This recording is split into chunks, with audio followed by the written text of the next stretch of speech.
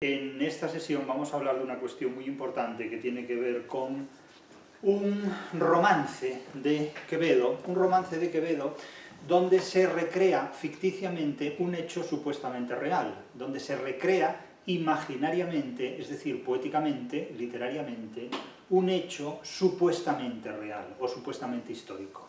Me refiero al hecho que supuso el encuentro personal entre un filósofo cínico, el famoso Diógenes, que vivía en un tonel o en una tinaja, según se cuenta, y el emperador Alejandro Magno. Este encuentro entre un filósofo cínico, valga la redundancia, y un Alejandro Magno, un político, un militar, se refleja sobre todo, en primer lugar, se reflejó sobre todo, con cierto detalle, en la vida de los filósofos más ilustres, atribuida a Diógenes Laercio, y después fue reiterada a lo largo de toda la tradición de la cultura y de la literatura hispano-grecolatina en numerosos libros, en numerosas obras, en numerosos contextos. Parece ser que la primera fuente que relata este encuentro entre Diógenes en su tonel y Alejandro Magno, todo gallardo ante Diógenes, parece ser que esta primera referencia se sitúa en la obra de Diógenes Laercio, que no era Diógenes el del tonel, sino otro, que cuenta, que expone, se refiere a la vida de determinados filósofos ilustres. Y en esta anécdota que Quevedo recrea literariamente y muy críticamente, como vamos a ver, en esta anécdota lo que ocurre simplemente es que se encuentran en un momento dado, casi parece un chiste, iban y se encuentran un filósofo cínico llamado Diógenes y un emperador llamado Alejandro Magno, y Alejandro Magno le dice al filósofo cínico: pídeme lo que quieras, yo soy Alejandro Magno, yo soy el hombre más poderoso del mundo, soy el que gestiona la globalización en este momento, puedes pedirme lo que quieras y yo te lo concedo. Entonces el gestor en aquel momento de la globalización le ofrece a un filósofo cínico que vive en una tinaja que le pida lo que quiera porque él se lo puede conceder. Y entonces el filósofo cínico le dice: dado que no me puedes dar el sol, rebajando ya sus pretensiones y sus poderes, no me lo quites, porque me estás dando sombra, entonces te pido por favor que me concedas el deseo de no privarme del sol, es lo único que te pido. Bien, esta anécdota, que puede parecer muy dignificante para el filósofo cínico y muy indignante y muy indignificante, si vale la posibilidad de plantear esta palabra, para el emperador, es lo que se relata en este hecho. En este hecho de la vida de los filósofos ilustres, suscrito por otro Diógenes, Diógenes Laercio. Y de este hecho se hace eco y se hace mención en este romance, un romance barroco de Quevedo. De tal manera que esperamos, el lector espera, el lector seducido por la filosofía, engreído por la filosofía, espera que Quevedo dé un voto a favor del filósofo cínico. Espera que Quevedo diga que el filósofo Diógenes, que vivía en un tonel, tenía una gran superioridad moral respecto al poderoso Alejandro Magno, y esperamos que Quevedo de alguna manera denigre al poderoso Alejandro Magno. Quevedo en realidad va a denigrar a los dos, va a ridiculizar a los dos. Del mismo modo que es muy fácil ridiculizar y burlarse de quienes se jactan de ser muy inteligentes, quienes se jactan públicamente de ser personas que se dedican al cultivo de la literatura, de ese tipo de personas que, como Borges, solían decir con frecuencia que sus noches estaban llenas de Virgilio. Yo me he burlado muchísimo de esta declaración de Borges, porque alguien que llena sus noches de Virgilio es que tiene sus noches vacías de otra cosa. Es decir, las noches, a mi juicio, no son para llenarlas de Virgilio. A Virgilio le bastan los días. Yo jamás diría que mis noches están llenas de Virgilio. Mis noches están llenas de otras actividades que no tienen nada que ver con Virgilio. Y eso no me resta valor frente a Borges, ni mucho menos. Quiero decir que aquel que ejerce el narcisismo de la sabiduría, el narcisismo de entregarse al conocimiento, a la superioridad moral respecto a otros, es tan fácil de ridiculizar como el que carece de esas actividades o de esas supuestas supremacías morales entregadas al culto a la sabiduría durante la noche. Si tus noches están llenas de Virgilio, peor para ti. porque las noches de quien sabe realmente aprovecharlas no están precisamente llenas de Virgilio, ni falta que hace. De tal manera que Quevedo incurre también en esta actitud. Quevedo utiliza una literatura que hemos denominado la genealogía de la literatura, en uno de los capítulos de la crítica de la razón literaria, el capítulo 3, hemos denominado literatura crítica o indicativa. La literatura crítica o indicativa es aquella literatura que establece valores críticos, es decir, se enfrenta dialécticamente a otros valores en nombre de un determinado código, en nombre de un determinado criterio, y utiliza también un sistema poderosamente racional en virtud del cual lleva a cabo la desmitificación de todos aquellos referentes a los que hace alusión. De tal manera que si hace referencia al poder político y militar que representa un Alejandro Magno, el gestor en su momento de lo que hoy sería la globalización, pero en época helenística, no en el siglo XXI, también critica muy enérgicamente y muy duramente la actitud de un filósofo engreído en su miseria, un filósofo que vive de ejercer el narcisismo de la miseria, en definitiva, y en jactarse de que ejerce el narcisismo de la miseria viviendo en una tinaja, en un tonel, en un cajón, en un zaquizamí, en definitiva, en un mechinal subterráneo casi. Se burla del uno y del otro, el propio Quevedo, es decir, que ni lo uno ni lo otro, ni blanco ni negro, es decir, jactarse de vivir en la miseria y restregar la miseria propia como la legitimidad de la forma más correcta de vivir es una auténtica ridiculez, en definitiva. Es lo que viene a sostener Quevedo en una actitud completamente crítica, porque Quevedo, insisto, lo que hace es desmitificar tanto el narcisismo del poderoso como el narcisismo del miserable. Es decir, convierte a Diógenes el cínico no en un filósofo, sino en un bufón, y convierte a Alejandro Magno en un patán, en definitiva, es lo que hay. Pero para llegar a este concepto de desmitificación de lo uno y de lo otro, hay que ser muy seguro de uno mismo, hay que estar y ser muy seguro de lo que uno es, y tener fuerza suficiente como para desmitificar el supuesto poder de una filosofía, por muy cínica que sea, valga la redundancia, porque toda filosofía es una forma de cinismo, y también hay que ser muy fuerte para desmitificar un poder al que enfrentarse y, desde luego, desacreditar racionalmente y críticamente. Esto es lo que hace Quevedo en este romance barroco que vamos a ver. Subrayo lo de barroco al calificar el romance, porque el romance barroco no es el romance medieval. El romance medieval es octosilábico como el barroco, pero mantiene siempre una estructura de versos libres, los impares, y que riman en asonante los pares. El caso del romance barroco a veces sigue la estructura de una cuarteta, es decir, de A, B, A, B. No necesariamente siempre. Saben que la cuarteta son estrofas de 4 versos de arte menor que riman en disposición A, B, A, B, frente al cuarteto, que sería de arte mayor, y que son las estrofas que componen la primera mitad de un soneto, las 2 primeras partes de un soneto que rematan 2 tercetos, a veces con o sin estrambote final. Esta es la estructura que nos vamos a encontrar. Quede claro que esta composición, este romance de Quevedo, se inscribe dentro de lo que es la tradición literaria de un Luciano de Samosata, es decir, de un escritor que, como Luciano de Samosata, es uno de los primeros en burlarse de las grandes autoridades que lo han precedido en el tiempo.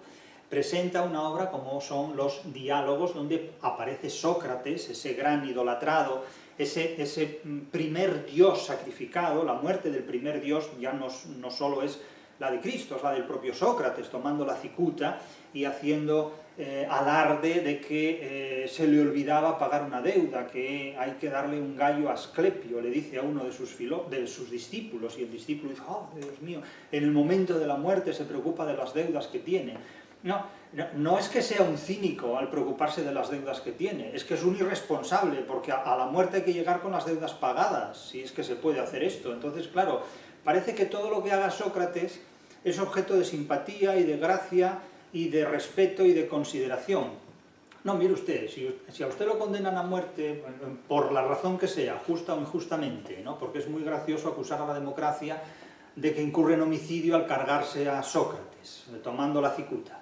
Pues entonces pague usted las deudas antes, pero no lo lleve al último momento como un alarde de menosprecio hacia la muerte, porque también puede interpretarse eso no como alarde de menosprecio hacia la muerte, sino como una irresponsabilidad del que no sabe pagar sus deudas.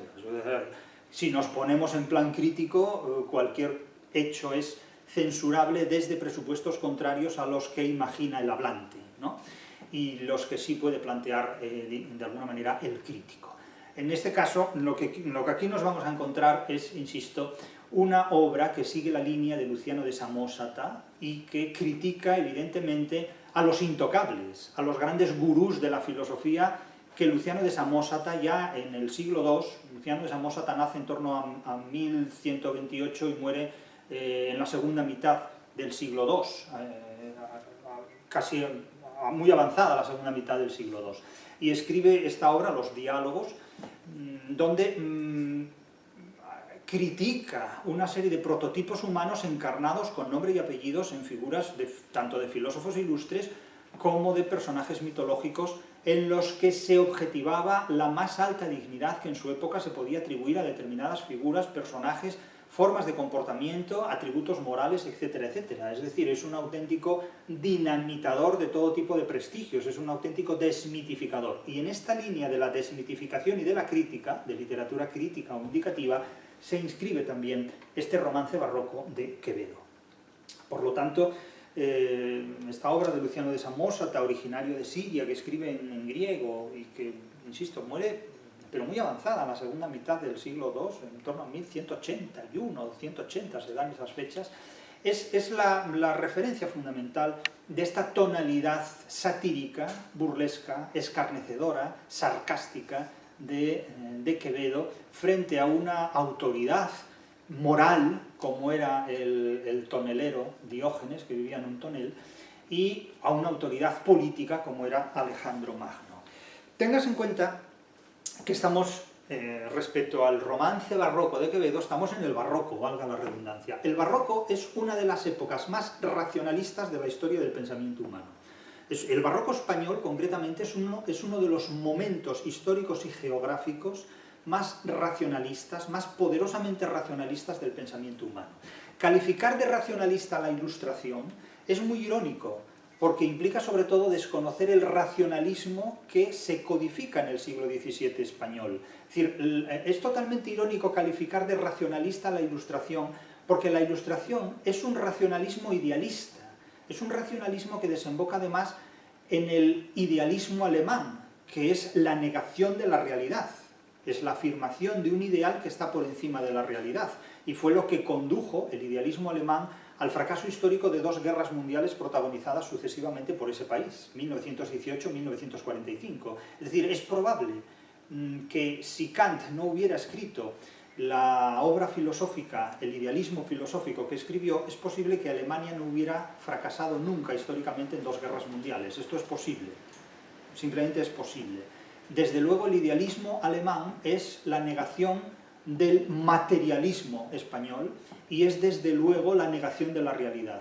Mientras que el racionalismo español, hispánico, que es heredero de toda la tradición hispano-grecolatina, de Grecia, toda la latinidad, toda la romanización y toda la hispanización del siglo XVII, es la afirmación de un racionalismo que sitúa al ser humano con los pies en la tierra y que lo educa para hacerse compatible con la realidad, desengañándose ante todo tipo de equívocos filosóficos y de espejismos políticos, en la figura de Diógenes o en la figura de Alejandro Magno, el idealismo alemán hará justamente todo lo contrario.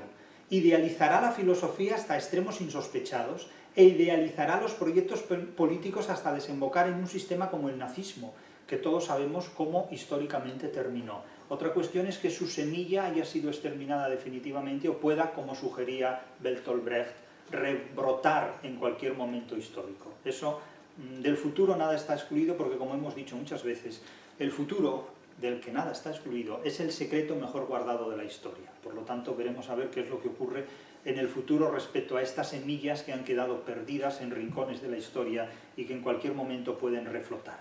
Lo que sí es cierto es que el racionalismo español del siglo XVII hace completamente innecesaria la ilustración europea y europeísta, que es una ilustración en la que surgen una serie de conflictos que no existían con anterioridad. La idea de la raza es una invención totalmente anglosajona propia de la Ilustración europea. No existe antes una idea de raza dentro de la hispanidad. La idea de la negación de los matrimonios mixtos es una invención completamente anglosajona, que no se da de ninguna manera ni el imperio de Alejandro Magno ni en el imperio español, donde hay una mezcla de la población que invade territorios con la población nativa de esos territorios, cosa que ya no se da con el imperio anglosajón en absoluto. Es decir, hay una serie de conflictos que tienen que ver genuinamente con la Ilustración europea que después se arrojaron completamente acríticamente, se vierten acríticamente sobre el Imperio Español cuando nada tiene que ver con el Imperio Español. Tengas en cuenta que el primer matrimonio de poderes mixtos, precisamente en el que tanto monta tanto Isabel como Fernando, es el de los Reyes Católicos. Quiero decir que hay una igualdad de poderes como nunca jamás se volvió a ver en la historia. Claro, esto es completamente inconcebible en un ámbito fuera de la hispanidad, y se da nada menos que en 1469. ¿no? Ya, con esa gran antelación. Quiero decir que la Ilustración europea establece una serie de criterios racionales que ya existían en el siglo XVII español, pero que por ignorancia no se conocen. Hasta un famoso escritor ha llegado a decir que nos hemos equivocado de Dios por no haber apostado por el Dios de Lutero. Y era para decirle a este escritor, pero usted no ha leído ni a Nietzsche. Es decir, el Dios de Lutero se muere en el párrafo 125 de la Gaia Ciencia, cuando Nietzsche clama en sus brazos que Dios se le ha muerto. Es decir, apostar por un Dios que se muere es la cosa más ridícula que puede haber, en definitiva. Pero claro, hay escritores que solo se leen a sí mismos, en definitiva. En este romance de Quevedo, en este romance barroco de Quevedo, donde se recrea este hecho y esta anécdota, no podemos sino tener en cuenta que en el barroco hay una desmitificación, hay un desengaño, hay un racionalismo poderosísimo que tiene como objetivo enseñar al ser humano a hacerse compatible con la realidad para sobrevivir. Tengas en cuenta que el idealismo alemán es la negación del racionalismo materialista que arranca en Grecia, prosigue en Roma y alcanza su máximo desarrollo en la hispanidad, en los siglos XVI y XVII. Del idealismo alemán vivimos hoy día. Tengas en cuenta que el barroco es una sociedad absolutamente contraria a la sociedad presente del siglo XXI. En la sociedad del siglo XXI se vive en la realidad virtual, en el idealismo materializado a través de Internet, entre otros muchos medios, destinados sobre todo a hacer creer al ser humano de que puede vivir en un mundo a la carta, de que puede codificar en la pantalla de su cerebro una realidad alternativa a la realidad propia. Esto traerá como consecuencia en algún momento dado un fracaso colectivo de la población, porque toda ficción exige que se cumplan sus ilusiones. Y cuando el ser humano es consciente de que la ficción por la que ha apostado hace fracasar las ilusiones en las que invirtió toda su vida, sin posibilidad de retrotraerse, porque la vida no permite la posibilidad de ser ensayada como una obra de teatro, ahí sobrevendrá un fracaso feroz. Y el desenlace va a ser inevitablemente el suicidio colectivo. Es decir, no es la primera vez en la historia que esto ocurre. Es decir, a finales del siglo XIX, la propia anglosfera apostó tan desmesuradamente por el triunfo de la ciencia y el desarrollo técnico de los avances humanos, que el ser humano pensaba que sería capaz tecnológicamente de superar todos los problemas y de resolver todos los conflictos. No quiero pensar en la trayectoria del Titanic. Pensando que técnicamente habían superado todos los problemas de la navegación, llevaron el barco directamente al hundimiento. Y apostar por una visión completamente cientifista del mundo, donde la ciencia lo resuelve todo, apostar por un fundamentalismo filosófico considerando que la ciencia va a resolver todos mis problemas, pues supone empujar a la humanidad a un desenlace de fracaso que al cabo de unas décadas es inevitable. Hoy vivimos en una sociedad que promete todo, promete la posibilidad de adaptar el mundo a nuestras exigencias más personales.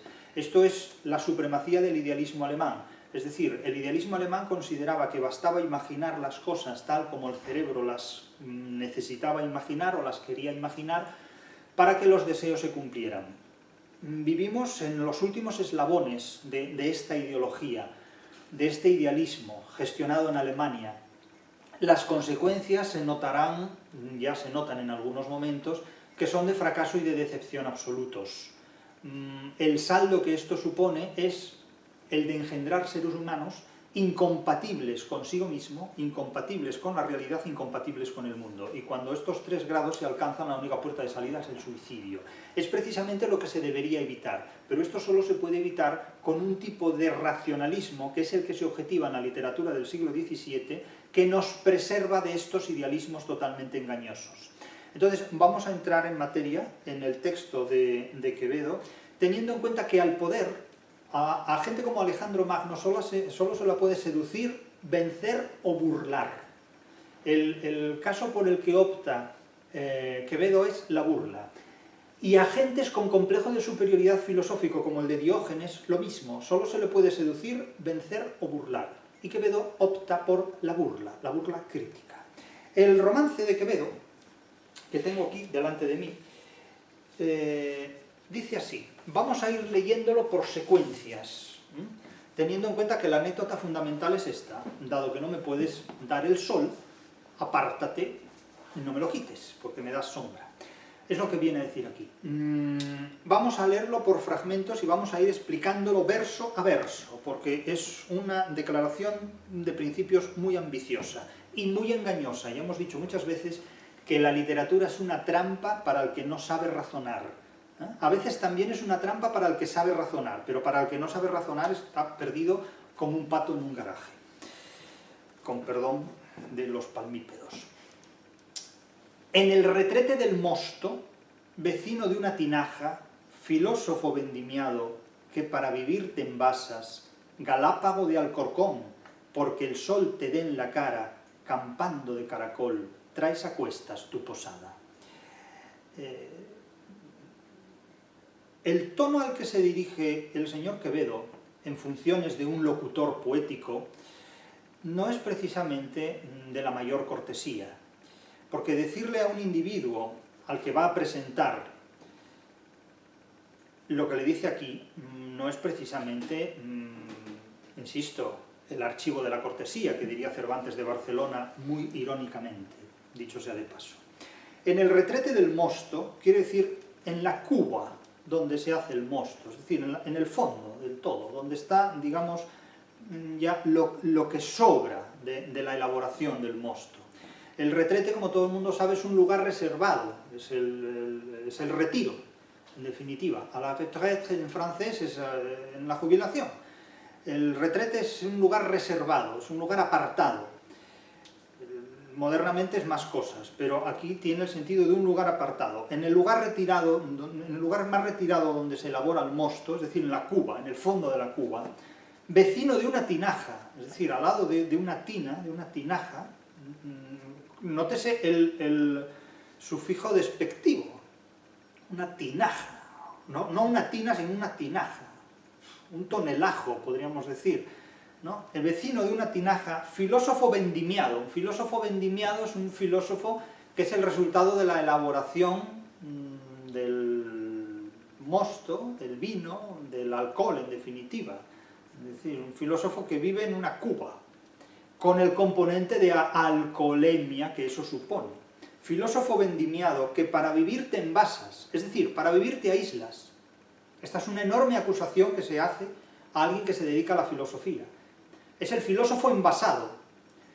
Claro, algunos están envasados al vacío, pero otros pueden estar envasados pues, en su propio, digamos, alcohol, es decir, en su propio mundo. Aquí hay una crítica a la filosofía que es absolutamente feroz, pero que los filósofos hacen como que no existe, como que no la ven, ¿no? No vaya a ser que se puedan ver aludidos. De la misma manera que en otros contextos Quevedo hace una crítica a los literatos culteranos terriblemente feroz, cuando él mismo es culterano en muchos aspectos y lo es precisamente en muchos versos de este romance. Es decir, lo que Quevedo critica de Góngora es lo que el propio Quevedo practica en muchas de sus composiciones poéticas. Y en muchos casos, lo que aquí Quevedo critica de la filosofía cínica es lo que el propio Quevedo en muchos otros poemas utiliza como demostración de filosofía cínica de la que se apropia y en nombre de la cual habla. Quiero decir que en este punto los literatos tienen mucha carta blanca, pero aquí la crítica que hace de la filosofía es absolutamente feroz. Que para vivir te envasas, es un filósofo envasado, insisto, casi al vacío, en definitiva. Galápago de Alcorcón. Alcorcón es una población que, como todo el mundo conoce, es muy próxima a Madrid, y en esa época, en la época de Quevedo, era muy célebre por la elaboración de sus tinajas. Entonces, Galápago de Alcorcón es una metáfora pura de genitivo, donde dice una tortuga de Alcorcón. Sacas la cabeza de la tinaja como un galápago de su caparazón, sacas su cabeza y extremidades. Y la sacas para que el sol te dé en la cara, porque el sol te dé en la cara. Campando de caracol, traes a cuestas tu posada. Es decir, lo llama molusco, lo llama galápago. Es decir, hay un proceso de animalización y de degradación que es magisterio de Valle Inclán, en definitiva. Es un filósofo, son todo parastasis recurrentes, es una conmemoración de versos que contribuyen a la degeneración de un individuo que aparece en lo más, en la sentina del mosto, en el retrete del mosto, vecino de una tinaja, filósofo vendimiado, un filósofo envasado, es decir, es una ridiculización completamente. Es alguien que vive aislado del mundo. Entonces, claro, la primera crítica es cómo puede pensar y cómo puede interpretar el mundo alguien que vive aislado de él. Claro, si Kant hubiera leído esto, a lo mejor habría tratado de dar un paseo un poco más largo de lo que era Kaliningrado, ¿no? Como dice Clarín en La Regenta, el mundo en Vetusta se recorría pronto. Pues imagínense en Kaliningrado, en la época de Kant. La ridiculización y la animalización de molusco, de quelonio, que hay de la figura de Diógenes es realmente tremenda, pero realmente tremenda. Válgate el diablo por hombre, le dice este presentador, este narrador de una secuencia dialógica que vamos a tener enseguida. Es casi como un Trujamán que va narrando una escena teatral que se versifica. Válgate el diablo por hombre, no sé cómo te devanas, es decir, no sé cómo te revuelves, no sé cómo te puedes mover, no sé cómo te puedes desarrollar. Acostado en un puchero, el cuerpo y el sueño a gatas. Es decir, ¿cómo te revuelves ahí? Vives en una papelera, tío. Le dice, digamos, el narrador, el poeta en función de narrador. Pepita de un tinajero. Es decir, esto no puede ser más, casi lo puede llamar, no lo sé, espermatozoide de un intento frustrado de engendro, podría decirle, ¿no? Pepita de un tinajero. Claro, es germen de una cosa que no conduce a nada. Germen estéril, en definitiva. Pepita de un tinajero, insisto, es una metáfora pura y además de genitivo. Pepita, la pepita es Diógenes, de un tinajero, metido en una tinaja. Es decir, es el espermatozoide, podríamos decir, del que elabora una tinaja que no va a ninguna parte, eso, que ahí se quedó, muerto, aislado, sin llegar a ningún óvulo. Claro, las noches llenas de Virgilio tienen como consecuencia cierta esterilidad, pero bueno. Pepita de un tinajero, nos predicas alaracas. Alaracas son, bueno, pues aspavientos, dramatizaciones, exageraciones. O sea, nos predicas de manera exagerada, con aspavientos, con exageración, hiperbólicamente, con pompa y circunstancia, ¿verdad? Nos predicas con mucha alegría, contra pilastras y nichos y alquileres de las casas. ¿Qué quiere decir esto? Que predican contra de los ricos, los que tienen dinero para alquilar casas, en aquella época, no en esta, los que tienen dinero para comprar casas o mansiones, y sobre todo predica contra pilastras y nichos. Pilastras son columnas, pilares. Imagínense la columna de Trajano. ¿Quién está encima de esas columnas monumentales? Pues grandes figuras, grandes emperadores. Puede estar un Alejandro Magno, puede estar un Trajano, puede estar un Julio César. De hecho, bueno, en Roma tienen la columna de Trajano, entre otras columnas. Los nichos no remiten aquí a una sepultura donde está enterrado alguien, remiten a una especie de hornacina, es decir, a una oquedad en una pared noble donde se deposita o donde se custodia la imagen, la iconografía, la estatua de una persona también noble. Es decir, predicas con mucha pompa y circunstancia, con muchas alaracas, siendo tú la pepita de un tinajero, es decir, siendo un mierda, predicas contra gente noble que encabeza altas columnas o pilastras y de alguna manera está homenajeada en nichos en hornacinas. Predicas contra los ricos viviendo como un miserable, con muchas alaracas y todo eso, y eres la pepita de un tinajero. Es decir, lo rebaja enormemente. Lo rebaja enormemente. Es decir, la rebaja que el propio Diógenes va a hacer de Alejandro Magno, ya la encabeza Quevedo en la exposición del romance, ya la vierte Quevedo contra el propio Diógenes al comienzo. Y le dice, le añade: no saben de ti los vientos, porque les vuelves las ancas, y para mudar de pueblo, echándote a rodar marchas. Es decir, que se revuelve en la tinaja rueda y cambia ya de barrio, de pueblo, de geografía, ¿no? Así es como viaja, como el caracol a cuestas, como un galápago, como un molusco. Para mejorar de sitio, tu persona misma enjaguas, lo que ocupas es alcoba, y lo que te sobra, salas. Enjaguas es una expresión que obedece a una metátesis, es decir, es un cambio deliberado de sílabas por enjaguar. Enjaguar es lavar con agua, meter en agua. Enjaguas es una metátesis completamente. Es decir, se lava revolviéndose en su propia basura, en su propia porquería, lo cual es una forma muy oximorónica de lavarse, pero se lava en su propia porquería. Si oyen ruido de fondo es que está lloviendo, no otra cosa, o granizando, creo.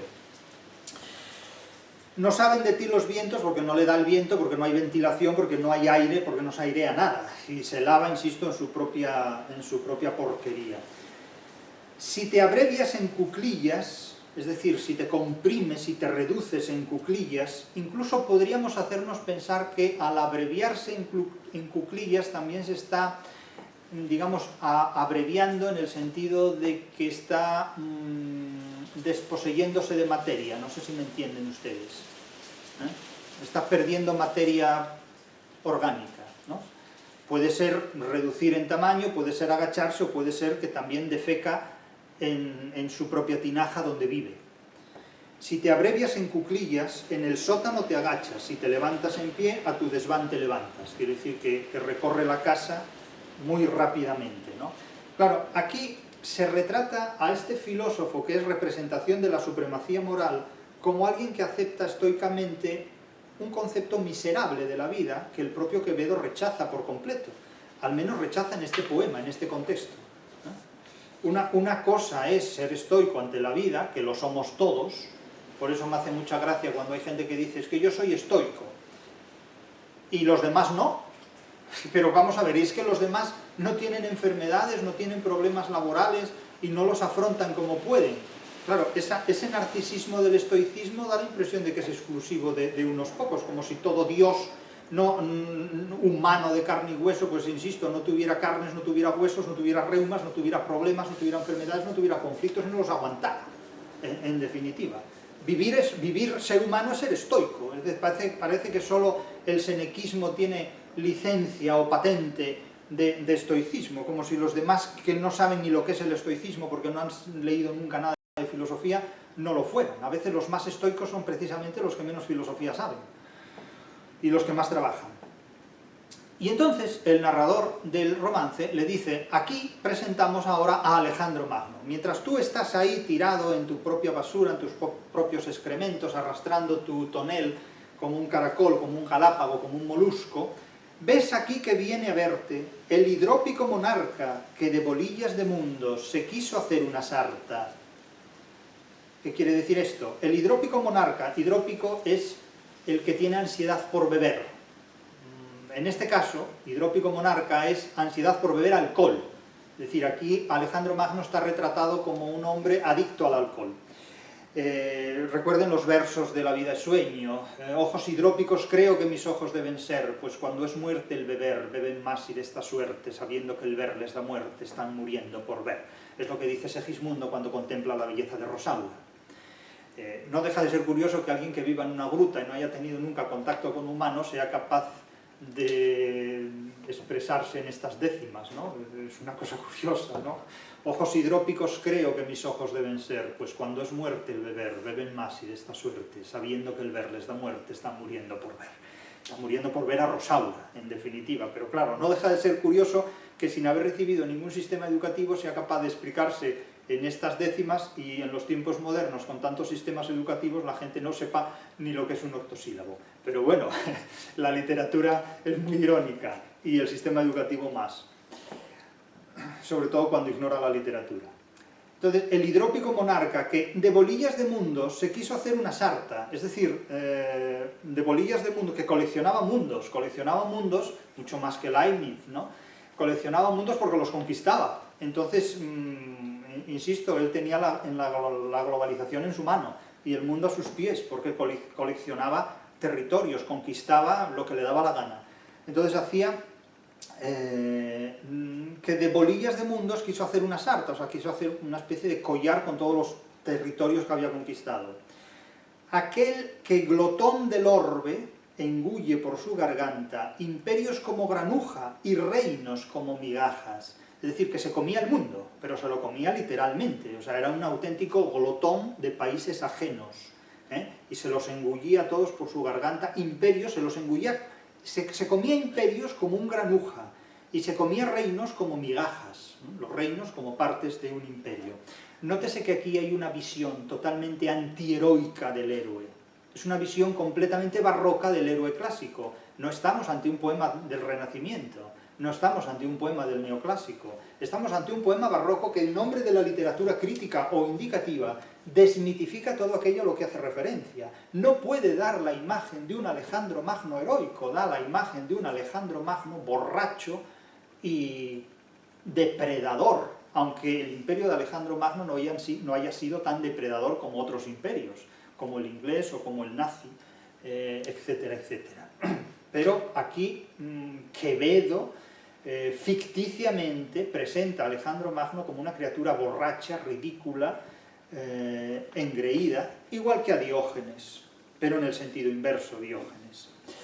Y aquí hay una inversión de la iconografía, del retrato que aparece de Alejandro Magno en la iconografía clásica. Entonces, quien con cuernos de carnero, nótese las velares oclusivas y las vibrantes múltiples sonoras, con cuernos de carnero, es una imagen iconográfica que remite a la figura que en la pintura o en los tapices tenía Alejandro Magno, en la que aparecía con cascos de cuernos, guedejó su calabaza, la calabaza es la cabeza, es una metáfora pura, la guedeja son, digamos, las melenas, ¿no?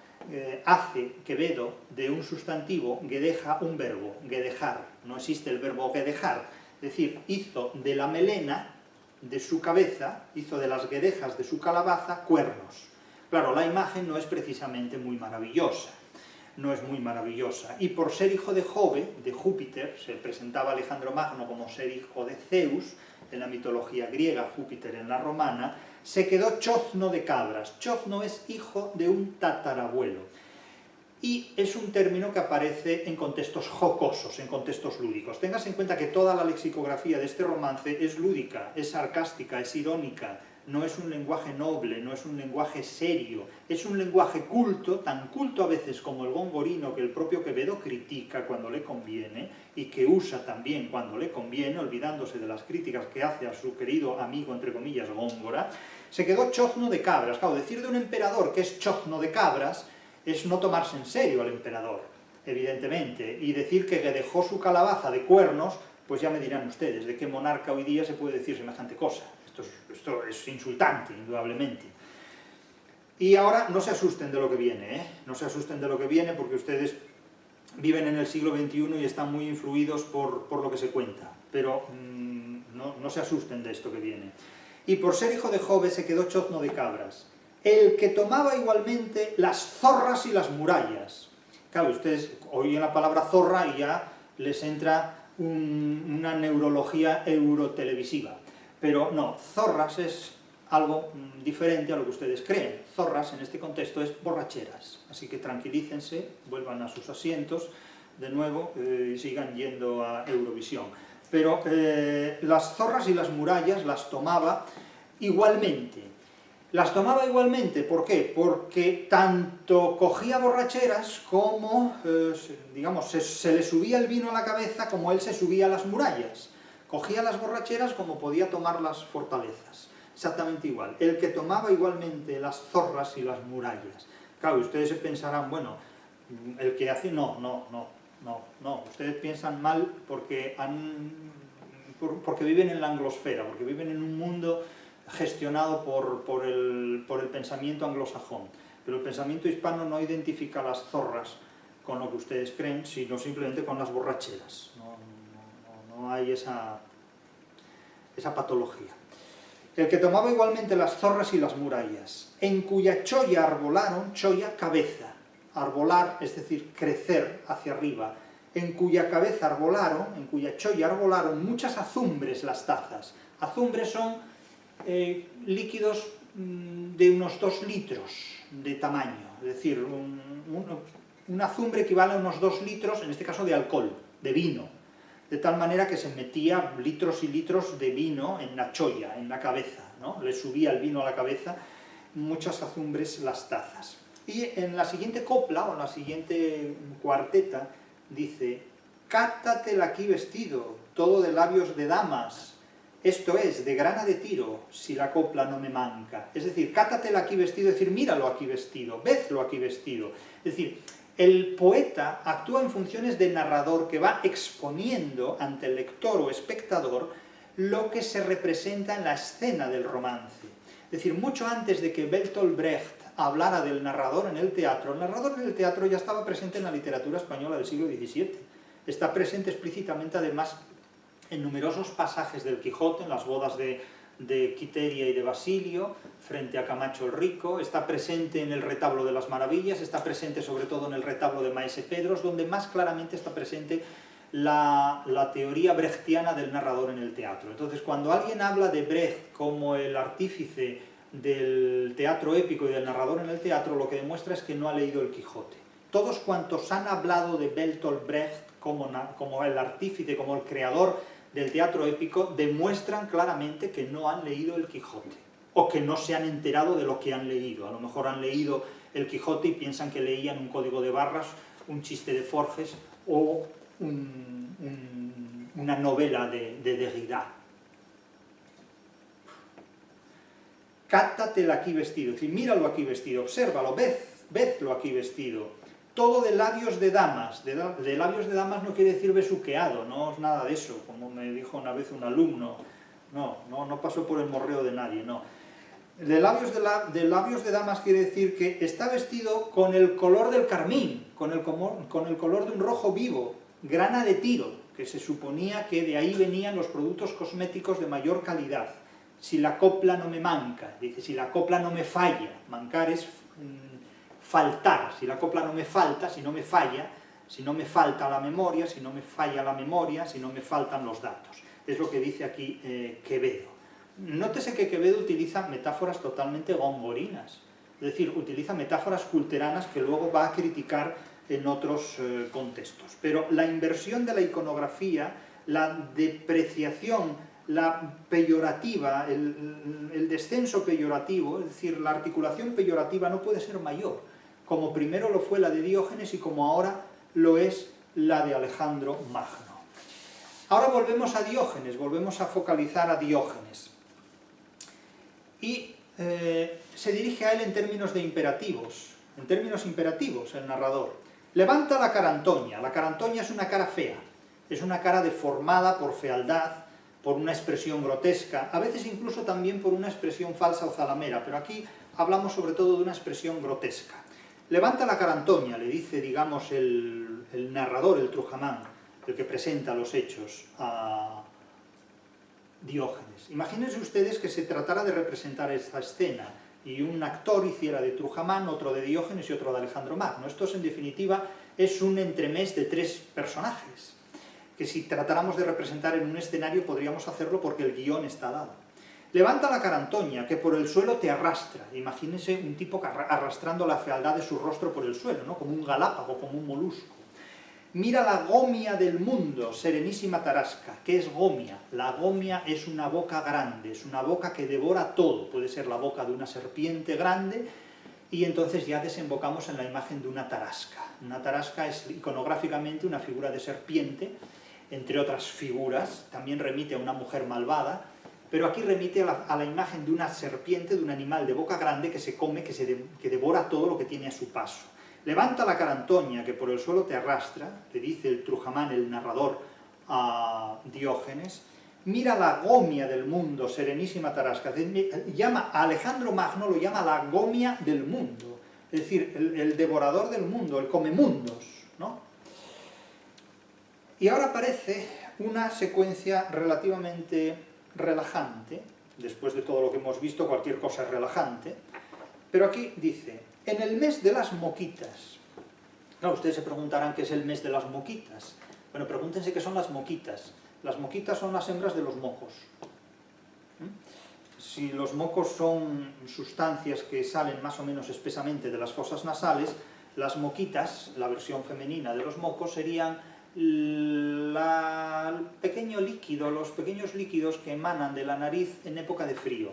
Entonces, en el mes de las moquitas es una manera bastante grotesca y poco elegante de decir en el tiempo del frío. Claro, es una cronotopía. Claro, que por mayo era por mayo, cuando hace la calor, cuando los enamorados van a servir al amor, es una cronotopía pero muy emotiva, que por mayo era por mayo. Pero claro, decir en el mes de las moquitas, claro, podría decir en diciembre o en enero, pero no, en el mes de las moquitas.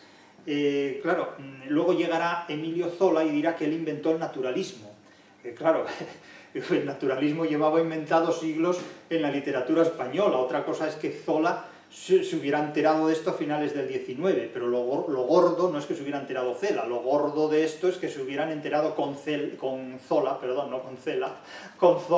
los críticos literarios del supuesto naturalismo. Vamos a ver que no hay naturalismo en el Lazarillo, que no hay naturalismo incluso dentro de la literatura francesa en Gargantúa y Pantagruel, que no hay naturalismo en el determinismo, ya no solo en la fisiología del Lazarillo, en fin. En el mes de las moquitas, insisto, era por mayo la estación florida, o en fin, es lo que se llama una cronotopía, la semantización temporal con un determinado valor. En el mes de las moquitas, cuando saben bien las mantas es cuando resulta agradable taparse con mantas, no en el verano, no en la solana, no en los momentos de calor, no en la solana, en definitiva, no con el sol y el calor del estío.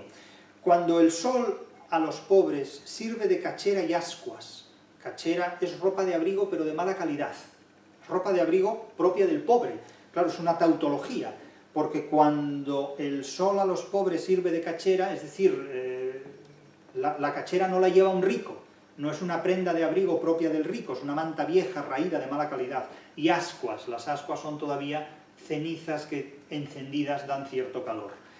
Cuando el sol a los pobres sirve de cachera y ascuas. En esa época, en ese momento, parece que vive permanentemente Diógenes. Entonces dice, levántate de esa carantoña del suelo, o sea, sal de ahí, sal de esa madriguera en la que vives como un animal.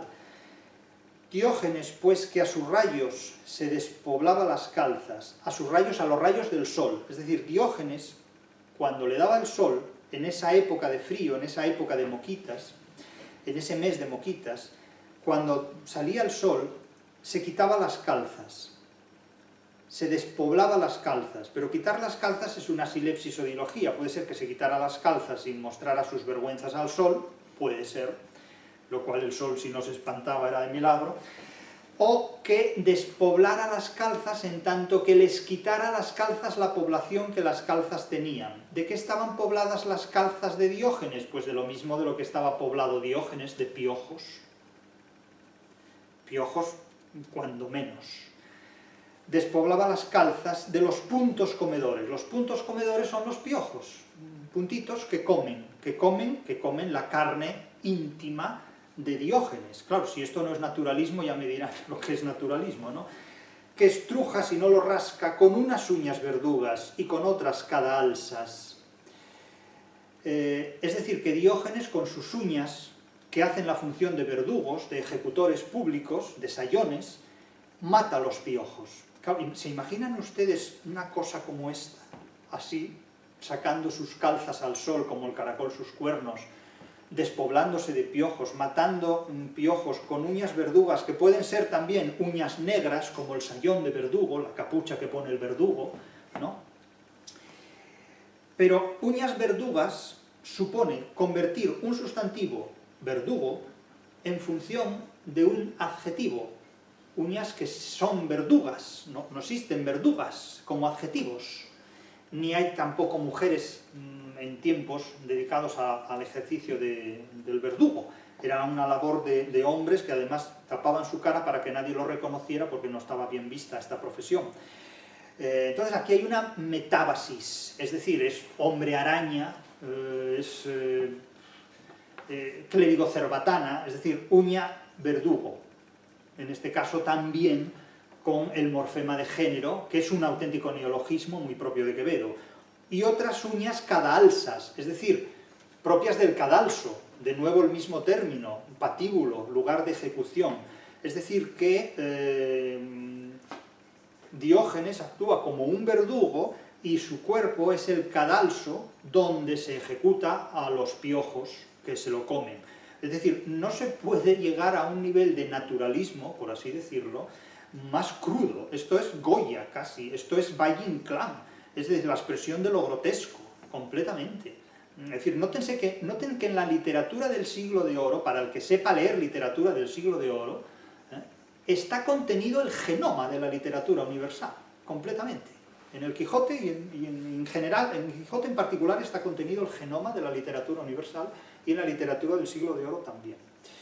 Aturdido del rumor que trae su carantamaula, volvió a mirarle los ojos emboscados en dos cartas. Es decir, que ante la presencia de Alejandro Magno,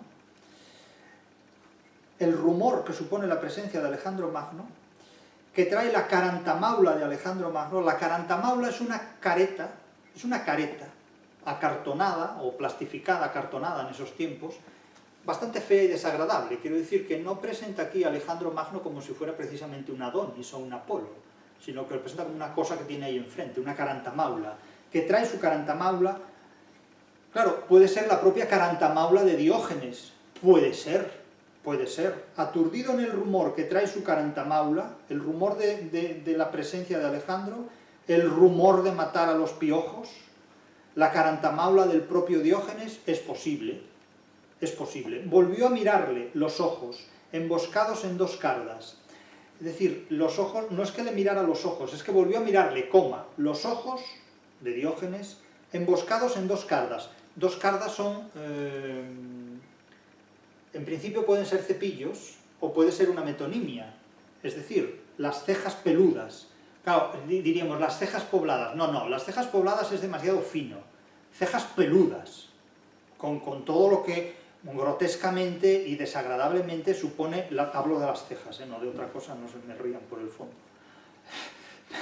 Cejas peludas, del propio Diógenes, que tiene que ser la cosa más asquerosa que pueda haber, en el caso de Diógenes. Emboscados en dos cardas, es decir, los ojos metidos, o sea, imagínense un montón de pelos y en el fondo de los pelos un ojo, o dos, mirándote. Claro, es una cosa desagradabilísima, claro, es una cosa espantosa. Emboscados en dos cardas y pobladas sus mejillas, es decir, que tenía pelos hasta en las mejillas, pelos, digamos, hasta en la parte inferior del párpado, de los ojos. O sea, es una cosa llena de pelos en la cara. Y en medio de los pelos dos ojos mirándote, ¿no? Emboscados en dos cardas y pobladas sus mejillas de enfundadoras de bragas. Esto quiere decir, enfundadoras de bragas es una sustancia que se llamaba borra. La borra es un producto lanoso, como de pelos, como de lana, pero de no muy buena calidad, precisamente. Es como si tuviera la cara, digamos, inyectada no de botox, sino de borra. Es decir, de productos lanosos que la hicieran más grande todavía. O sea, imagínense una pelota hinchada al máximo llena de pelos que tuviera dos ojos que te miran. Una cosa, es grotesco, es una imagen completamente carnavalesca, completamente grotesca, porque eso es el depósito de la filosofía cínica, el depósito, el retrete del mosto, la pepita de la tinaja. Claro, imagínense ustedes semejante cosa, imagínense que asiste uno a una conferencia, a una clase y se encuentra de profesor a esto, ¿no? Enfrente, o de alumno, me da igual. O un país cuyos senadores tengan este aspecto, por ejemplo, ¿no? Una cosa es grotesco, es una imagen grotesca. ¿Por qué grotesca? Porque está fuera de contexto, porque no imaginamos que la filosofía y el saber estén representados por una figura así, sino que estén representados por un Ortega y Gasset, por ejemplo, ¿no? Claro que no es lo mismo. La forma cambia, pero para Luis Martín Santos en Tiempo de Silencio, Ortega y Gasset era una especie de Diógenes. Es decir, esto es una manzana, ustedes la ven desde una perspectiva, yo la veo desde otra perspectiva, pero la manzana es la misma, y todo el mundo aplaude como si lo que hubiera dicho fuera algo tan inteligente como lo que decía el licenciado Vidriera, ¿no? Es una cosa ridícula completamente. Pues aquí lo mismo. Y entonces añade, de un cubo se viste loba. La loba es una indumentaria talar, es una sotana. Se dice talar porque llega hasta los talones. La loba es una especie de indumentaria que parece un saco. Es decir, donde es un vestido propio de colegiales o propio de clérigos, es un indumento talar, porque llega al talón, es un propio de abogados incluso. De tiempos, no ahora, no vamos vestidos con loba, ni los profesores, ni los estudiantes, ni los abogados. Y de 2 colmenas mangas, o sea, con un cubo es su indumentaria, y las mangas son 2 colmenas, de 3 cubos. Un cubo, 2 cubos, 3 cubos. Limpias de sastre y de tienda. Quiere decir que no han ido nunca ni a una sastrería ni a una tienda. Es decir, limpias de polvo y paja, como dirá en el próximo verso. Como de polvo y paja. Es decir, no gasta un duro en indumentaria, porque no la tiene, ¿no? Una montera de greña. Una montera es un sombrero. De hecho, es el sombrero de los toreros, pero en términos generales alude a lo que cubre la cabeza. Un gorro, una capucha, un capirote, una capa, una sudadera, diríamos, ¿no? Una montera de greña. Es decir, que el sombrero que tenía estaba hecha de pelos. O sea, tenía una greña en la cabeza, unos pelos sucios, puercos, asquerosos, degenerados, pestilentes. Pues eso era su sombrero, ¿eh? Su propio pelo que no había lavado nunca. Era coroza a su caspa. O sea, tenía una cantidad de mierda en la cabeza que no se veía porque estaba mezclada con el pelo. Y el pelo era una forma de coroza, pero la coroza tiene un componente negativo, porque la coroza era una especie de sombrero distintivo que ostentaba públicamente alguien que había sido condenado, ¿eh? Y que era una vejación pública ostentar la coroza, en definitiva. Es decir, cuando la justicia condenaba a alguien, le obligaba a transitar a veces con un San Benito, en el caso de la justicia inquisitorial, o con una coroza, que era el indumento que llevaban los condenados a patíbulo. De tal manera que portar una coroza es un signo muy depreciativo. En el color y en lo yerto, juntos erizo y castaña. Es decir, tenía una especie de pelos tiesos, puntiagudos incluso, y puercos, asquerosos. En el color y en lo yerto eran juntos erizo y castaña. Es decir, es una imagen completamente vegetativa, en este caso que tiene poco de otoñal, y mucho de degenerativa, de peyorativa, en definitiva. Por lo espeso y por lo sucio, cabellera que se vacia, no vacía, sino vacia. Esto es una diástole. La diástole consiste en anteponer el acento métrico para la cabal medida del verso con una intención lúdica, con una intención grotesca. Es decir, como decir Nápoles en lugar de Nápoles, o caracoles en lugar de caracoles, por ejemplo. Aquí se dice cabellera que se vacia. Es decir, es una alteración del acento métrico deliberado y se llama diástole cuando se antepone. Diástole sería convertir a Nápoles, sístole sería convertir a Nápoles procedente de Nápoles, y diástole sería decir caracoles en lugar de caracoles, o vacia en lugar de vacia. Cabellera que se vacia, melena entre 11 y 12 con peligros de ventana. ¿Qué quiere decir melena entre 11 y 12 con peligros de ventana? Hoy normalmente la gente cuando tira la basura, la tira en una bolsa y la deposita en un contenedor. Pero en aquellos tiempos la gente, cuando tiraba la basura líquida, porque no tenía cuarto de baño en su casa, y tiraba las aguas fecales, no por las tuberías y las alcantarillas, sino por las ventanas, lo hacía de 11 a 12 de la noche. Entonces, su melena tenía lo mismo que tienen las tinas que arroja la gente por la ventana de 11 a 12 de la noche. Melena de entre 11 y 12 con peligros de ventana. Entonces era muy peligroso caminar por las calles de 11 a 12 de la noche porque ese era el horario habilitado para arrojar por las ventanas las aguas fecales. Imagínense lo que llevaban las aguas. Pues eso es lo que lleva este en la cabeza. Eso es lo que lleva un filósofo en la cabeza, según el pasaje que comenta Quevedo aquí. Melena de entre 11 y 12 con peligros de ventana. Es decir, Alejandro Magno lleva cuernos en su calabaza, ¿verdad? Y el filósofo lleva, pues, melena de entre 11 y 12 de la noche con peligros de ventana, es decir, aguas fecales puras. Miró de pies a cabeza a Alejandro Magno. ¿Pero quién es Alejandro Magno aquí? Miró de pies a cabeza la magnífica fantasma. Esto es un oxímoron tremendo. La fantasma es una aparición. Entonces, claro, decir la magnífica fantasma, llamar a Alejandro Magno magnífica fantasma, es enormemente irónico esto, ¿no? Es decir, una auténtica aparición de repente. Y preciándole en lo mismo que si el rey Perico baila, es decir, lo mismo que el baile del rey Perico, que le importa un pepino. O sea, quien estuviera delante de él, así fuera el baile del rey Perico como lo que fuera, le importa un bledo. Es decir, y preciándole en lo mismo que si el rey Perico baila, es decir, despreciándolo absolutamente, con indiferencia absoluta, no hay mayor desprecio que el no hacer aprecio, se dice en el refrán, pues aquí lo mismo, y sin chistar ni mistar,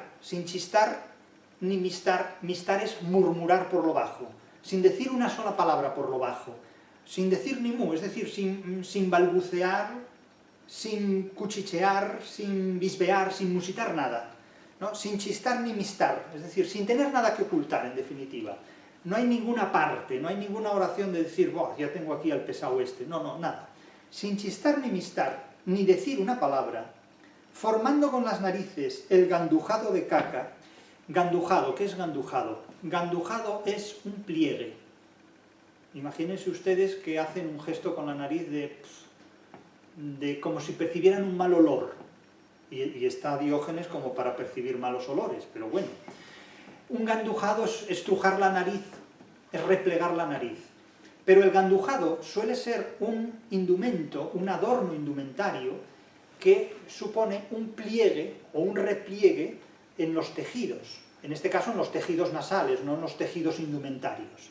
De manera que un gandujado de caca es arrugar la nariz como si la nariz fuera un excremento del propio cuerpo. Claro, no puede ser más denigrante todo esto, ¿no? El gandujado de caca. Claro, lo que es la guarnición de una indumentaria, el adorno de un vestido, se convierte en un excremento que adorna el rostro de, imagínense ustedes esto, ¿no? Del filósofo, de Diógenes. Formando con las narices el gandujado de caca, al sol volvió el coram vobis. Coram vobis es una expresión latina que es sinónimo de cara, rostro. Entonces aquí se puso cara al sol. Cara al sol. Yo no sé si Dionisio Ridruejo, cuando compuso los dos versos de su contribución al cara al sol, pensó en este verso. Al sol volvió el coram vobis es al sol volvió su rostro. Al sol volvió la cara. Es un cara al sol. Se puso cara al sol. Con todo lo que esto supone, claro, Quevedo no sabe todavía. No podemos leer a Quevedo influidos por el himno que es cara al sol, pero al sol volvió el coram vobis, se puso cara al sol, literalmente. Rostro al sol, bulto al sol. Bulto con V significa rostro, bulto con B significa protuberancia. Naturalmente el coram vobis es término jocoso, es una expresión latina que aparece en contextos burlescos, jocosos. Y al emperador las nalgas, o sea, él puso su cara al sol y al emperador las ancas, el culo. Le dio el culo al emperador. Le dio él, no por. Él. No olvidémonos ahora de la preposición. Y al emperador las nalgas, con muy poca cortesía, aunque con mucha crianza. Claro, con muy poca cortesía, aunque con mucha crianza, significa oximorónicamente, porque crianza es también cortesía. crianza es tener buena educación. Mucha crianza es muy buena educación. Es sofisticación, es artificio. Pero claro, aquí tiene el sentido de que se puso, cuando tenía al magnate delante, al gran Alejandro Magno, al gran mandatario, le mostró el culo, no la espalda, sino el culo, y él se puso cara al sol. Y todo eso lo hizo con muy poca educación, pero con mucha sofisticación, es decir, con muy poca cortesía, pero con mucha crianza. Con mucha crianza, es decir, con mucha habilidad, con mucha sofisticación, con mucho artificio bien hecho, en definitiva, valga la redundancia. Algunos autores identifican crianza con piojos, pero creo que aquí está fuera de sentido esto. Entonces ahora volvemos de nuevo a focalizar a Alejandro Magno. ¿Cómo era Alejandro Magno? ¿Cómo es la prosopografía de Alejandro Magno? La prosopografía o ficción de la descripción física de Alejandro Magno. Era Alejandro un mocito que ya lo está depreciando también. Le resta valor, no era un veterano guerrero, era un chavalín, un guaje, que diríamos en Asturias, un guaje. Era Alejandro un guaje, un mocito. Poca cosa, era poquita cosa. A manera de la hampa, lo identifica con la jávega, lo identifica casi con un rufián. Da una imagen arrufianada, rufianesca, de un emperador, del que se come los mundos. Muy menudo de facciones, era, es decir, jovencito. Y muy gótico de espaldas. Gótico de espaldas es ancho de espaldas, cargado de espaldas. Y aquí la depreciación pictórica continúa. Barba de cola de pez significa, en principio, ancha, de barba ancha. Claro, un mocito de barba ancha es un tanto grotesco el tema. Barba de cola de pez en alcance de garnacha. La garnacha puede ser varias cosas en este contexto. La garnacha, en principio, y todo el mundo lo dirá, es la uva roja que tira a morada por muy madura. La garnacha es también el cebo que se pone para pescar, para cazar peces. Y la garnacha es también la indumentaria que portan los abogados. Hay también una indumentaria, una toga. Claro, aquí no hace la función de una garnacha en el sentido de la abogacía, pero sí tiene la connotación de una indumentaria noble. La barba puede ser morada, puede ser una barba pasada, puede ser una barba roja, puede ser el cebo que se comen los peces. La expresión grotesca adquiere dimensiones tridimensionales. Y la boca de amufar con bigotes de jarama. La boca de amufar. ¿Qué es amufar? Amufar es lo que hace el toro cuando con los cuernos golpea un obstáculo o golpea, digamos, un objetivo. Cuando los toros con sus cuernos, con sus astas, embisten o golpean, amufan. De manera que la boca de amufar con bigotes de jarama, los bigotes de jarama remiten a la forma de los cuernos de los toros del jarama, que eran especialmente bravos. Y la boca de amufar, diríamos que tenía una boca con casi forma abigotada, como los cuernos de una res brava. En definitiva, es una expresión tremendamente grotesca, tremendamente grotesca. La mollera en escabeche, es decir, en lugar de decir que tenía la cabeza laureada, dice que tenía la mollera en escabeche. ¿Por qué? Pues porque el laurel era uno de los componentes del escabeche. Claro, imagínense ustedes que cuando se gradúa alguien y lo laurean, sobre todo en Italia, los laureati, y los coronan de laureles, le dicen que les llenaran la mollera de escabeche. Claro, eso no es precisamente el acto más glorioso que puede haber en una graduación. El día de la graduación les invitamos a ustedes a asistir al acto en el que se llenará de escabeche la mollera de los nuevos graduados. Claro, esto no se puede decir, del mismo modo que no se puede decir en una esquela, en lugar de escribir don fulano falleció el día tal de tantos, decir don fulano estiró la pata el día tal de tantos. Claro, hay estilos diferentes. Aquí hay un estilo completamente grotesco. Es decir, la mollera en escabeche es decir, la cabeza laureada. Claro, esto no se puede decir delante de Calígula. No se le puede decir a Calígula, bueno, ni a Calígula, ni a Julio César, ni a Claudio, ni a Trajano, ni a nadie. Hola, ¿qué tal estás con tu cabeza en escabeche? La mollera en escabeche, no. No, esto no es aconsejable decirlo a un emperador romano. La mollera en escabeche con un laurel que la calza, es decir, con un laurel que la tienen metido ahí en la cabeza, ¿no? Y para las amazonas con brindis de piernas zambas. Estos versos, los intérpretes que me preceden confiesan no haberlos entendido demasiado bien. Las piernas zambas son piernas en X, piernas unidas por la rodilla, opuestas a la configuración de piernas en paréntesis, que serían las piernas separadas por la rodilla. Alude a una patología, física. Remite a las amazonas, como las mujeres que cabalgan hombrunamente, virilmente los caballos. Lo cierto es que las zambas remiten también a componentes estériles, mientras que los zambos remiten a componentes genesíacos o fértiles. Sea como sea, aquí hay unas valoraciones semánticas que se pierden para la mayor parte de los intérpretes, pero que remiten constantemente, una y otra vez, a una visión deforme del cuerpo humano y a una visión crítica y satírica de quien habita ese cuerpo humano. El vestido era un enjerto de cachondas y botargas. Enjerto es un injerto, es una mezcla abigarrada, podríamos decir incluso que es un engendro de cachondas y botargas. Las cachondas son calzones demasiado grandes, demasiado anchos. Es como si uno llevara unos pantalones que le quedan anchos o unos calzones que le sobran, ¿no? Porque el cuerpo no los cubre.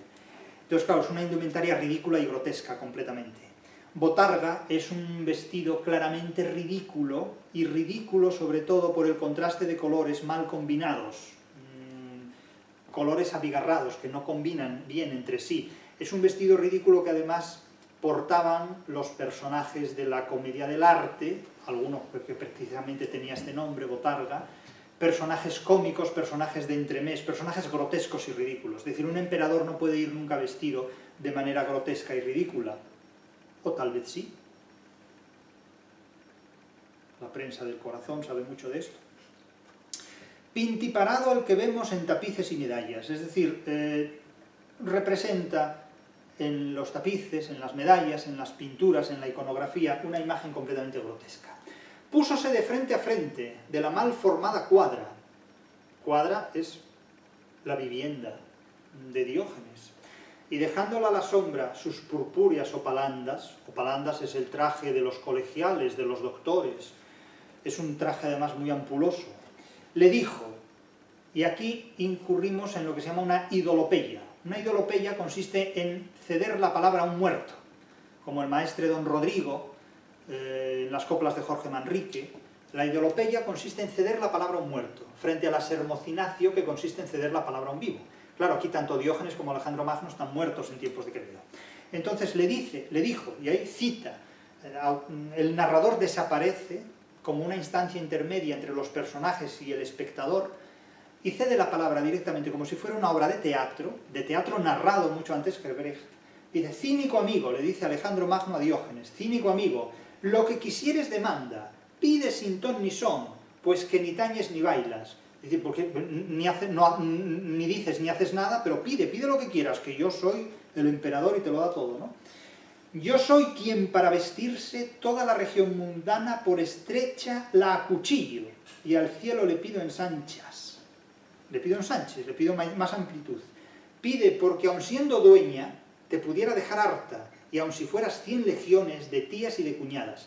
Dueñas, tías, cuñadas, en la literatura de la época, equivalen a gente que pide muchas cosas, que está todo el día pidiendo, necesito esto, necesito lo otro, dame esto, dame aquello. Las cuñadas, las tías, las dueñas eran una especie, ya lo he dicho en otras clases recientes, eran las personas responsables de una hacienda, de una casa, de la gestión de una casa. Eran mujeres ya de cierta edad, mujeres ya de una avanzada edad, 30 años por lo menos. La dueña María Alonso, que aparece en El celoso extremeño de Cervantes, es la que atiende la casa. Entonces cuando Loísa, el amante que quiere burlarse del viejo celoso y quiere acostarse con la niña que está casada con el viejo celoso, le expone sus intenciones y la doña María Alonso le dice, de acuerdo, yo le voy a ayudar a usted, pero antes usted tiene que pasar por mi cama.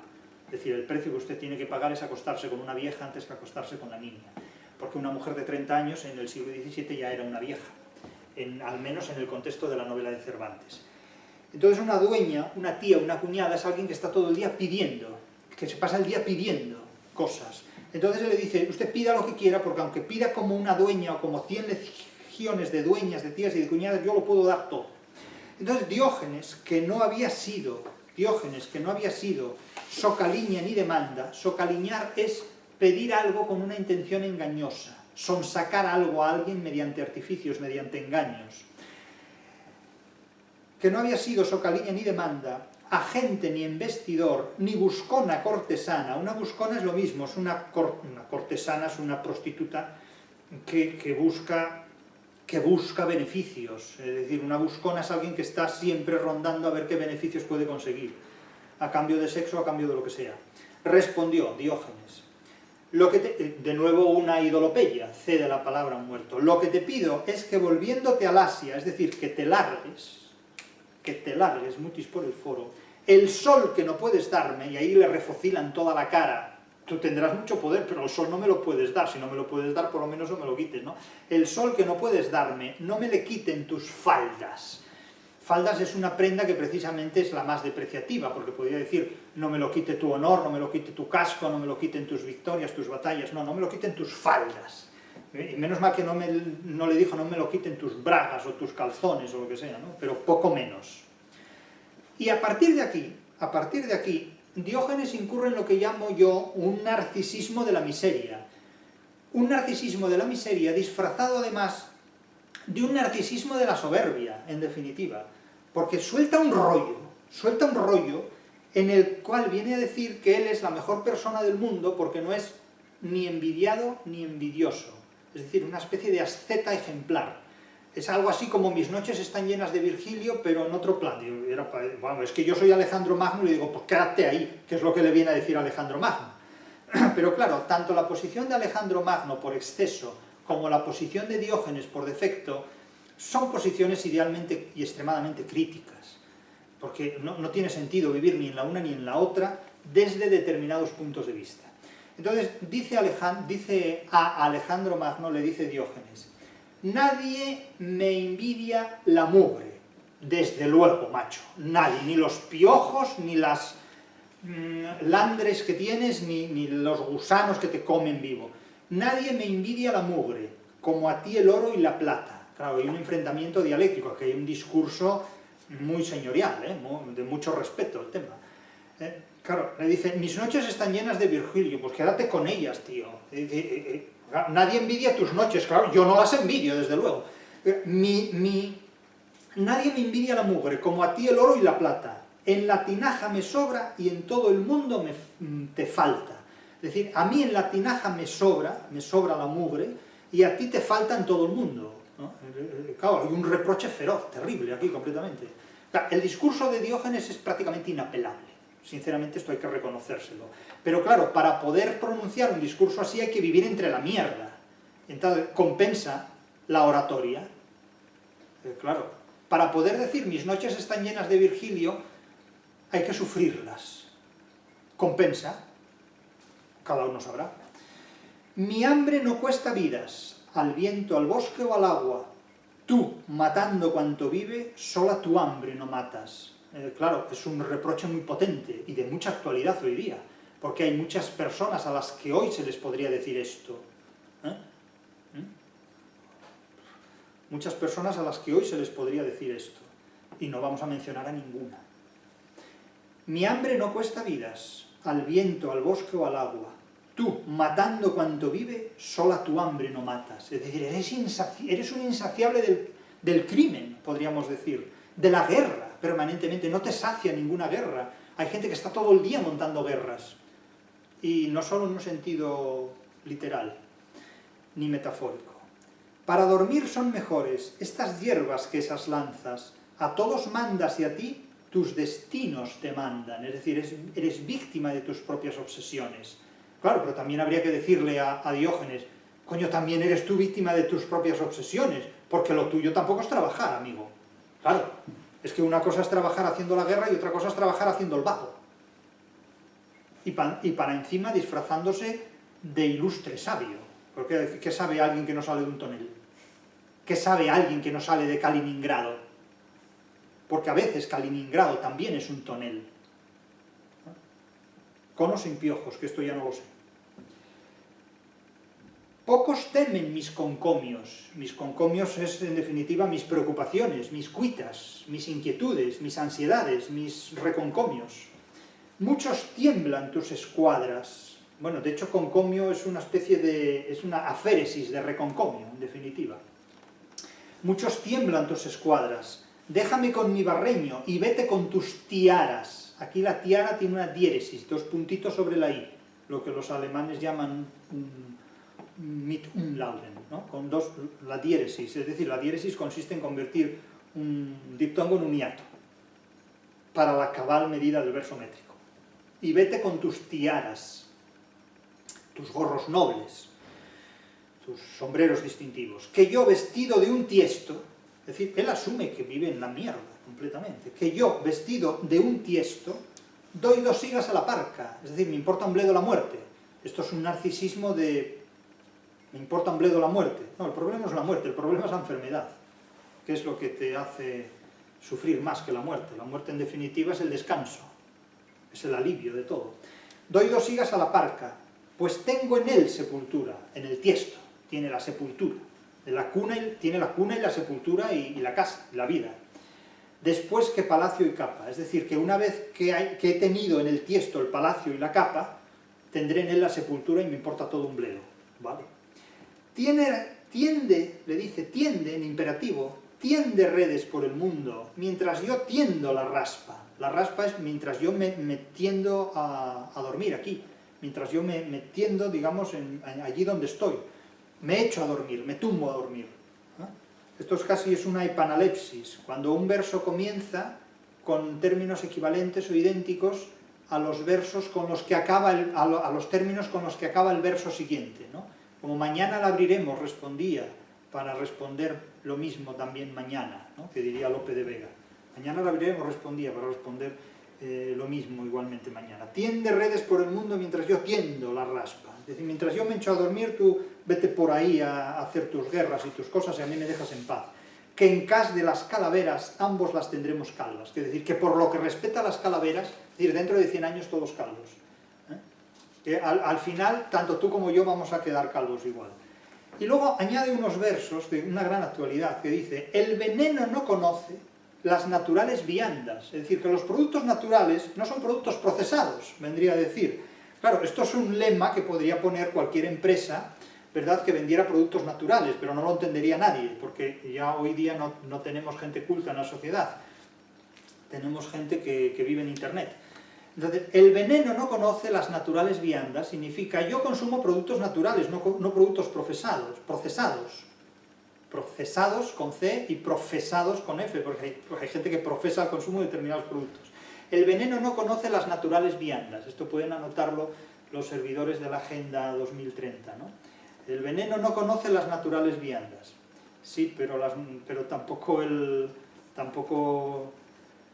en fin, los desparasitadores, pero en estos debates ya no entro. El veneno no conoce las naturales viandas, es decir, esto es un concepto muy rusoniano, ¿no? En contra de la civilización, en contra de los productos químicos, etc. Vete a morir en la mesa, le dice imperativamente, vete a morir en la mesa y a vivir en las batallas, es decir, vete a comer como un cerdo, vete a beber como un borracho, dedícate a las zorras y a las murallas, es decir, a las conquistas y a las borracheras, que eso significan zorras y murallas, y a vivir en las batallas, y a mí déjame en paz, ¿no? Es como que dice, vete a hacer comentarios a tu muro y déjame en paz a mí, ¿no? Evidentemente, es lo que le viene a decir Diógenes que padece un trastorno esquizoide de personalidad, no quiere tratar con nadie, pero a la vez padece también un trastorno narcisista de personalidad, ¿no? En definitiva, yo me jacto de ser un miserable y de no tratar con nadie. Claro, aquí hay 2 trastornos dos trastornos de personalidad incompatibles, el narcisista y el esquizoide, el que evita cualquier tipo de trato con los seres humanos y el que necesita a los seres humanos para que confirmen su propio valor. El no tener lisonjeros lo debo al no tener Blanca, y si no tengo tus joyas, tampoco tengo tus ansias. No tener lisonjeros es no tener aduladores, no tener palmeros. Lo debo a no tener un duro. Como no tengo dinero, nadie me elogia, nadie me adula. Y si no tengo tus joyas, es decir, tus riquezas, tampoco tengo tus ganas de tenerlas, tampoco tengo tus ansiedades por tenerlas. Como yo me expulgo, puedes, si alguna razón alcanzas, expulgarte las orejas de chismes y de alabanzas. Es decir, de la misma manera que yo me mato los piojos y me quito las pulgas y los ácaros y los piojos que tengo, mejor tú te limpiabas las orejas y así te librabas de los chismes, de las alabanzas, de la vida cortesana, de la vida de la política, y te quedas un poco más a sabiendas de lo que se dice de ti. Claro, que tengas en cuenta lo que dice el refrán, el que escucha, su mal oye. Claro, cuando andas por ahí, ¿y qué dice fulano de mí? ¿Y qué dice mengano de mí? ¿Y qué? Pues ¿qué va a decir? Lo que ni te imaginas, vamos, o sea, te pone verde. Te hace un traje pero impresionante, la difamación, la calumnia, la mala interpretación, el doble, el triple, el sexto sentido te saca a todas las palabras, el que escucha su mal oye, pero ¿para qué quieres saber lo que dicen los demás de ti? Lo peor que te puedas imaginar y más todavía, que les den aire a los demás, es decir, vete a Asia a hacer tus guerras, a mí qué me cuentas, ¿no? Entonces le dice, mejor despulgabas tus oídos y te enterabas un poco de que lo que tienes a tu alrededor no es más basura de la que tengo yo, todavía. Y claro, y Diógenes dice la verdad, habla como un bufón, habla como el bufón que dice la verdad al rey, como el bufón que dice la verdad al rey Lear, es decir, el loco que puede decir las verdades que al cuerdo no le está permitido declarar. Y adiós, que mudo de barrio. Que tu vecindad me cansa, y echó a rodar su edificio que es una tinaja, aquí parece que se mueve el Empire State, y sin embargo, bueno, o la Catedral de Milán, ¿no? Y echó a rodar su edificio a coces y a manotadas, es decir, a coces, a movimientos propios de un animal o de un salvaje. Oyólo Alejandro Magno, como no lo iba a oír, vaya que se lo oyó, y recalcando en sus gambas es italianismo por piernas, pero en un sentido poco meliorativo, sino más bien peliorativo. Gamba es voz además propia de la germanía, de los rufianes. Y muy ponderado de hocico, es decir, de hocico es el morro de los animales, muy ponderado de hocico quiere decir afinando un poco el instrumento, ¿no? Más apotegma que chanza, es decir, hablando más en serio que en broma, más de veras que de burlas, dijo, nueva idolopeya, a no ser Alejandro, quisiera tener el alma de Diógenes y mis reinos, diera yo por sus lagañas. Pero aquí no quiere decir que ya quisiera yo ser Diógenes, no, aquí quiere decir que si yo no fuera yo, no me disgustaría ser él, pero como yo soy yo, a él que le den. Obviamente, porque ¿qué trabajo le cuesta a Alejandro coger otra tinaja y decir, yo voy a vivir aquí? No, eso no lo hace, coge y se vuelve a sus negocios, que son los negocios de la globalización de su tiempo. Dijo, a no ser Alejandro, quisiera tener el alma de Diógenes y mis reinos, diera yo por sus lagañas, pero como es Alejandro, no lo hace. Los amenes de los reyes dijeron a voces altas, es decir, él como emperador que es, va rodeado de reyes, y los reyes que lo oyeron dieron sus amenes, es decir, hicieron de palmeros, hicieron de aduladores. Lindo dicho, y aplaudieron, podríamos decir así, ¿no? Imagínense ustedes que un mandatario, todo lo que un mandatario dice, está rodeado de gente sumisa que le ríe las gracias, que aplaude todo lo que diga el mandatario, aun sean las chorradas mayores del mundo. Lindo dicho, es decir, actuaron como lo que eran, palmeros. Lindo dicho, y era el dicho, esto es una ploce, una aposis, una anadiplosis, una reiteración de una palabra, y era el dicho, trocar el cetro en cazcarrias. Y el dicho era trocar el cetro en cazcarrias. Las cazcarrias son las manchas de barro, de suciedad o de porquería que impregnan los bajos de una prenda. Por ejemplo, en un día de barro y de lluvia y de sol, Las cazcarrias pues pueden ser las manchas de barro que impregnan los zapatos o la parte baja de los pantalones o de la ropa, en definitiva. Trocar el cetro en cazcarrias es abandonar el trono por el tonel, es decir, abandonar el alto poder por el limo bajo, por el barro, en definitiva. Y termina el romance en la última copla: quedóse el piojoso a solas. O sea, ya es el piojoso, macho. El filósofo cínico es el piojoso. Claro, imagínense ustedes llamar a un filósofo, un académico, alguien piojoso. Quedóse el piojoso a solas, y el magno se fue en volandas, se fue rapidísimo, muy rápidamente, como por el aire, como en volandas, fugazmente. Si Dios le otorgara el trueco, allí viera Dios las trampas. Si Dios le otorgara... Claro, esto es un acumen, esto es casi el ingenio final, casi de una letrilla, ¿no? Como fuese con Satanás, culto y pelado, mirad si Satanás es desdichado, leíamos la semana pasada. Y aquí lo mismo, con esa nueva ploce, pero en vez de Satanás, de Dios. Si Dios le otorgara el trueco, allí viera Dios las trampas. Es decir, si Dios le hubiera concedido trocar el cetro por la cazcarria, allí Dios se hubiera dado cuenta de lo tramposo que era Alejandro al decir que era partidario de ese cambio. Es decir, lo que dijo Alejandro fue una frase más por quedar bien, pero en realidad una trampa más. Es decir, si Dios le hubiera otorgado esa concesión, ese cambio, allí mismo Dios se habría dado cuenta de que eso era un trampantojo, era un engaño, una farsa, en definitiva. Porque esa frase hecha, ¿no?, de allí viera Dios las trampas, es una paremia que viene a decir que esas trampas son muy sofisticadas, son muy profundas, pero no escapan al conocimiento de Dios, en definitiva. Allí viera Dios las trampas. Bien, esta es la explicación que cabe dar de un romance barroco como el de Quevedo, que claramente representa, claramente refleja un contraste entre dos posturas realmente inconciliables y que resultan ambas profundamente desmitificadas, tanto el ensoberbecimiento narcisista de un presunto filósofo cínico como el ensoberbecimiento igualmente narcisista de un alto mandatario propio de la globalización de cualquier época.